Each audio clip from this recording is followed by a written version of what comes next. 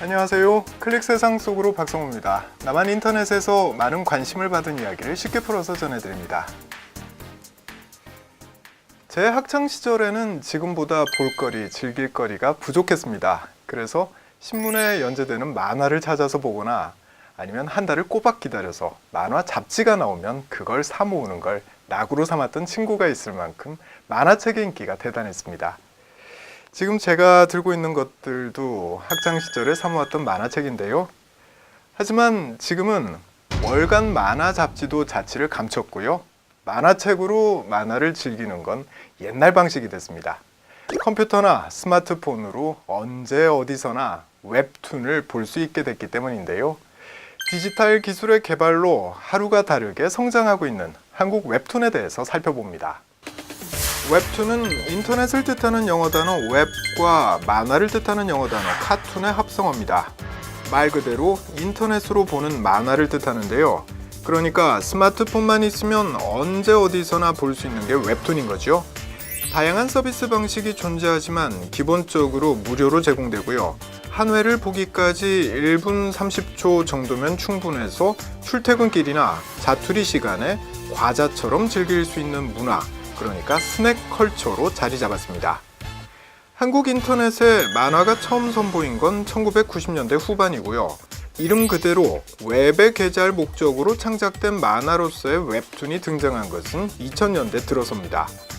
온라인 형식을 도입한 웹툰은 칸의 구성과 표현을 자유롭게 구현했고 특수 효과와 생생한 소리를 도입해 극적인 재미를 높이기도 했습니다.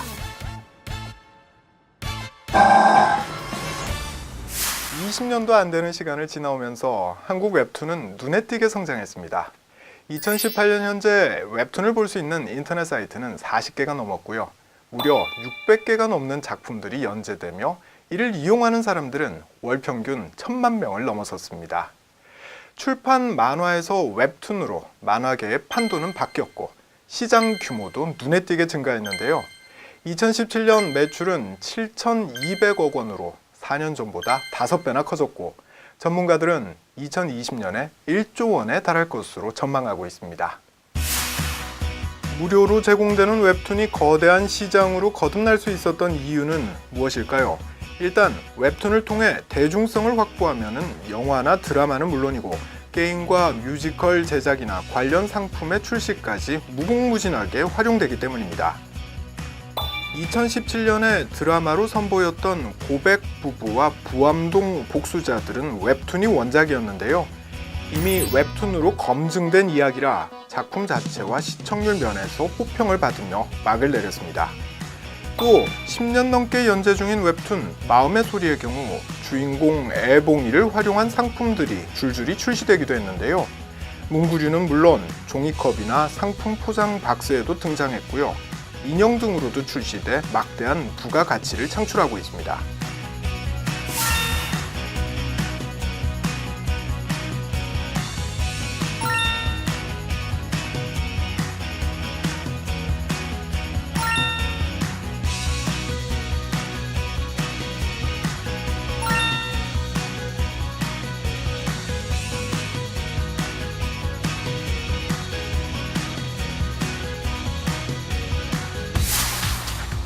(2006년) 강풀 작가의 만화 아파트를 시작으로 많은 웹툰들이 영화로 만들어졌습니다.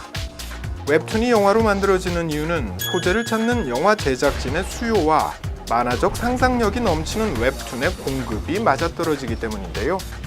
2017년 12월에 나란히 개봉한 영화죠. 웹툰이 원작인 강철비와 신과 함께는 헐리우드 영화를 제치고 흥행 돌풍을 일으키기도 했습니다. 당신들은 해줄 수 있잖아요.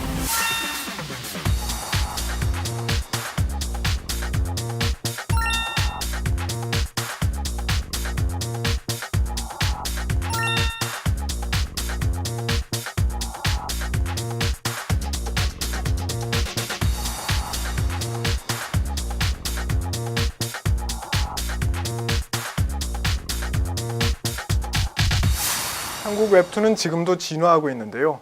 최근에 선보인 마주쳤다라는 웹툰은 새로운 형식을 도입했습니다. 독자가 웹툰을 보다가 자신의 얼굴 사진을 찍으면 그 얼굴이 작품에 바로 적용이 돼서 웹툰 속의 등장인물이 되는 겁니다.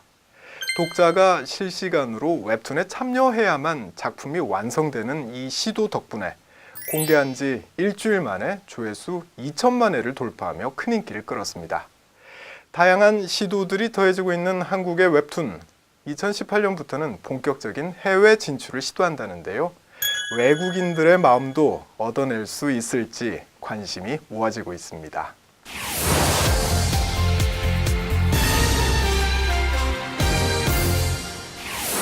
2017년 12월 10일 전 세계에서 관광객들이 몰리는 미국 뉴욕의 타임스퀘어에 한 한국 가수의 생일 축하 광고가 걸렸습니다. 주인공은 소녀들에게 인기가 높은 그룹이죠. 워너원의 강다니엘 군이었는데요. 해당 광고를 의뢰한 사람은 다름 아닌 300여 명의 팬들이었습니다. 7개나 되는 5개의 광고판에 동시에 내걸렸고 광고 사용료만 하루에 $5,000였다는데요. 팬들이 일주일 동안의 광고비를 십시일반으로 걷어서 자신들이 좋아하는 가수의 생일 선물로 보낸 겁니다. 역대급 생일 축하 광고는 사회관계망 서비스를 통해 공유되면서 화제를 모았습니다. 이처럼 팬들이 좋아하는 누군가를 위해서 대형 광고물을 내걸거나 선물을 보내는 거 조공이라고 부르는데요. 팬 문화로 자리 잡은 조공에 대해서 짧고 굵게 짚어봅니다. 조공은 본래 종속국이 종주국에 때를 맞추어서 예물을 바치던 일이나 또는 그 예물을 이르는 말입니다. 역사책에서나 나올 법한 이 조공이 하루가 멀다 하고 사람들의 입에 오르내리는 건 팬들이 자신들이 좋아하는 연예인에게 보내는 선물을 이르는 말로 거듭났기 때문입니다. 과거에는 좋아하는 연예인에게 종이학이나 편지를 전달하는 게 고작이었지만 요즘에는 품목부터 달라졌습니다. 가장 대표적인 게 촬영장에 보내는 먹거리입니다. 간단한 간식에서부터 전복이나 장어 등이 들어간 초호화 도시락까지 다양한데요. 사회관계망 서비스에서는 팬들이 보내준 도시락을 인증하는 연예인들의 글을 쉽게 찾을 수 있습니다. 팬들이 아예 밥차나 커피 트럭 등을 좋아하는 연예인의 촬영장에 보내는 일도 종종 있는데요. 이는 함께 일하는 동료들에게 내가 좋아하는 사람을 잘 부탁한다는 의미가 담겼습니다. 조공 도시락과 연예인 밥차를 전문으로 하는 업체들이 따로 있을 정도로 음식 조공은 이제 흔한 일이 됐습니다. 뿐만 아니라 지하철이나 버스에 광고를 내걸기도 하고요. 수백만 원짜리 명품이나 옷, 각종 기기까지 팬들이 공동으로 구매해서 연예인에게 선물하는 일도 비일비재합니다. 자발적으로 하는 만큼 조공에 참여하는 팬들은 행복하다고 말합니다.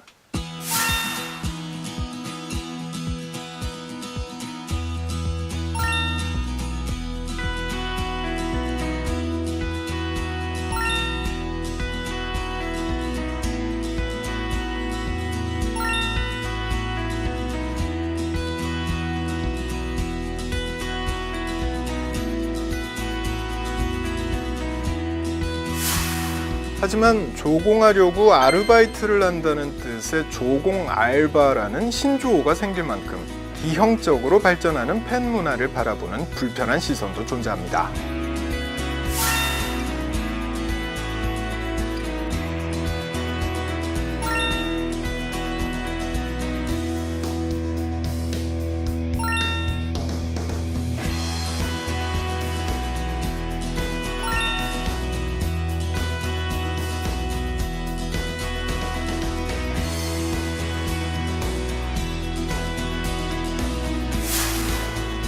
이렇듯 과도한 조공 문화에 대한 우려의 목소리가 높아지면서 스스로 자정 노력을 보이는 팬들도 있습니다. 단순히 선물을 하는 대신에 좋아하는 연예인의 이름으로 기부를 하는 게 대표적인 예인데요. 콘서트나 기념일 등에 쌀로 만든 화환을 보내고 행사가 끝난 다음에 이걸 기부해서 결식 아동들을 돕는 거죠.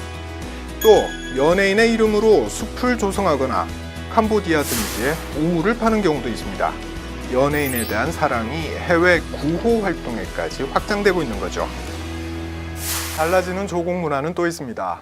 연예인들이 팬들에게 도시락을 선물하거나 지하철역에 광고를 내는 역조공으로 팬들의 조공에 보답하는 겁니다.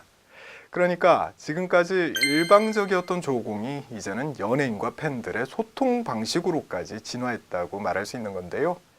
세계 어디에서도 찾아볼 수 없다는 한국의 독특한 조공 문화.